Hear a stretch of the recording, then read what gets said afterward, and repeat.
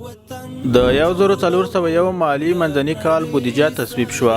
د روان کال په پیل کې ټوله ملي بودیجه 211.4 میلیارډ افغانۍ اټکل شوې وه، خو د یو شمېر ادارو د اړتیاو په نظر کې نیولو سره د نیمایي کال بودیجې له بیا کتنې وروسته د بودیجې ټوله کچه 209 میلیارډ افغانیو ته لوړه شوه، چې ورسره د بودیجې کسر هم د کال په پیل کې د شوې وړاندوینې په پرتله 4.3 میلیارډ افغانۍ کم شو. د عوایدو لوی رئیس او عملیاتي مرستیال په دندو وګمارل شول. د بلخ ولایت پخوانی مستوفي الحاج شیر محمد مشفق د مالیې وزارت د عوایدو لوی رئیس او د عوایدو لوی ریاست پخوانی رئیس معراج محمد معراج د یاد ریاست د عملیاتي مرستیال په توګه په دندو وګمارل شول.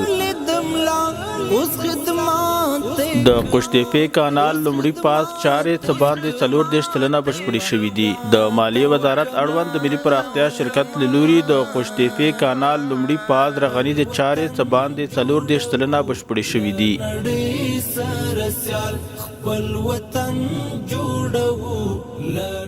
د ګمرکونو د وضعیت ارزونې په موخه تخنیکي ناسته ترسره شوه. د تیر کال په پرتله د هیواد په ګمرکونو کې د پام وړ پرمختګونه شوي. د صادراتو، وارداتو او ترانزیت کچه لوړه شوې، عواید زیات شوي او سوداګرو ته لازمې اسانتیاوې رامنځته شوي دي. د 5مې دورې مالیاتي محاسبینو ته د فعالیت جوازونه ورکړل شول. د مالیې وزارت د عوایدو لوی ریاست له لوري د 5مې دورې 28 تنو مالیاتي محاسبینو ته د فعالیت جوازونه ورکړل شول.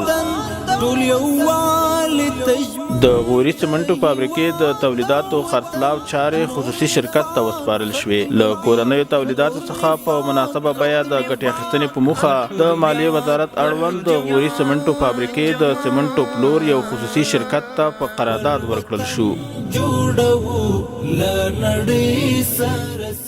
خپل وطن جوړو له نړۍ